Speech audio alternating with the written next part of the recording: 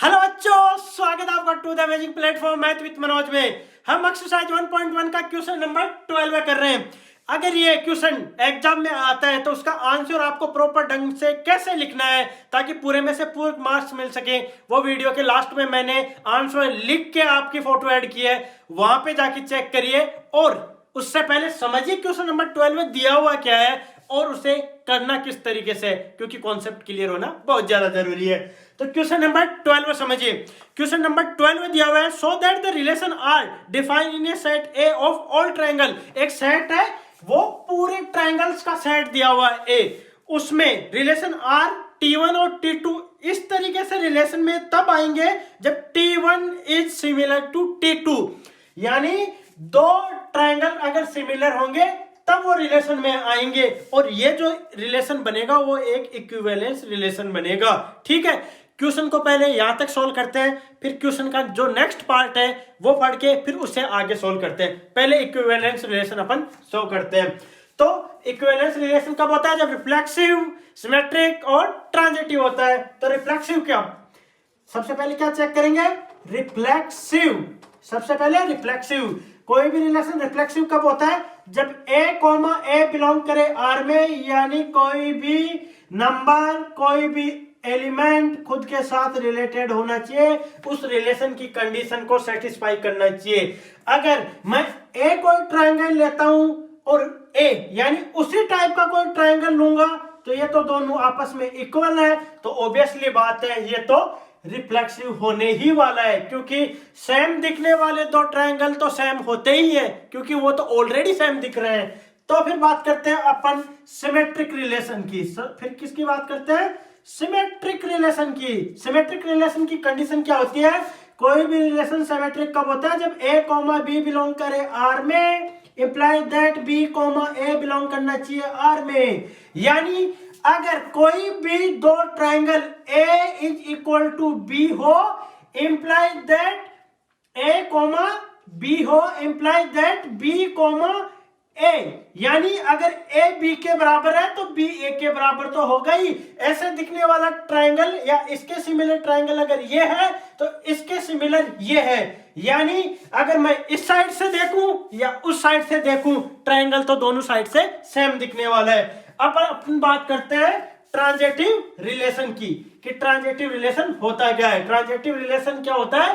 Transitive relation वो relation होता है जिसमें अगर a, b बिलोंग करे R में और b, c बिलोंग करे R में, यानी रिलेशन में imply that a, c belong करना चाहिए R में। यानी अगर ट्रायंगल A सिमिलर हो B के और B सिमिलर हो C के, तो A सिमिलर होना चाहिए C के। तो ऑब्वियसली बात है, अगर दो तीन सेम दिखने वाले बंदे हैं तो उसको आप पहले को तीसरे से मिलाइए या दूसरे को तीसरे से, किस तरीके से मिलाइए, वो तो सिमिलर होने ही वाले हैं। तो अगर ये तीनों आपस में सिमिलर है तो किसी से कुछ भी बोल लो आप, A is equal to A, C belong करेगा R में, तो ये तीनों कंडीशन सेटिस्फाई होंगी, इसलिए ये इक्विवेलेंस रिलेशन हो जाएगा।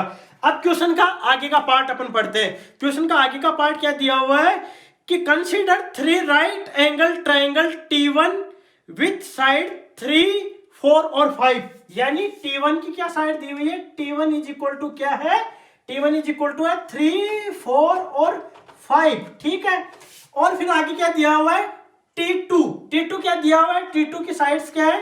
T2 की साइड है 5, 12 और 13। ठीक है, फिर T3 की साइड्स क्या दी हुई है? T3 की साइड है 6, 10 और 8, 6, 8 और 10।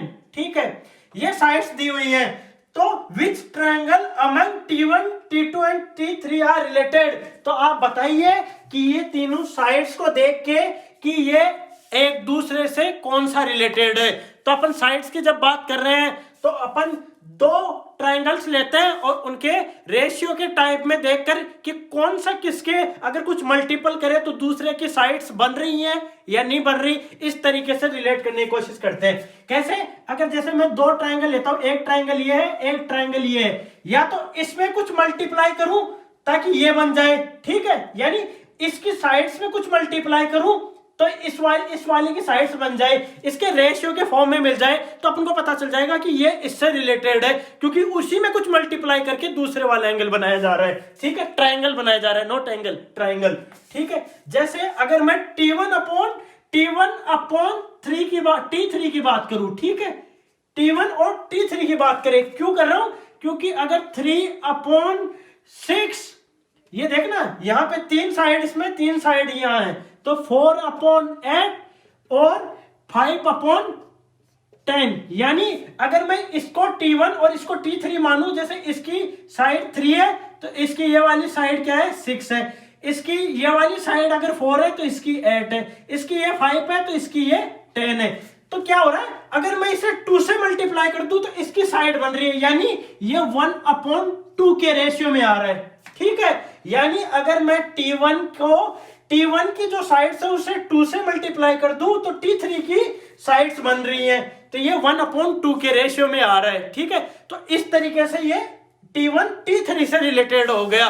तो शायद आपको ये समझ में आ गया होगा कि इसमें T1 और T3 किस तरीके से रिलेटेड है, और अगर एग्जाम पे ये क्वेश्चन आता है तो उसे आपको इस तरीके से सॉल्व करके प्रॉपर ढंग से लिख के आना, ताकि पूरे में से पूरे नंबर मिल जाए। और ऐसे इंटरेस्टिंग वीडियो के लिए like and subscribe. Thank you.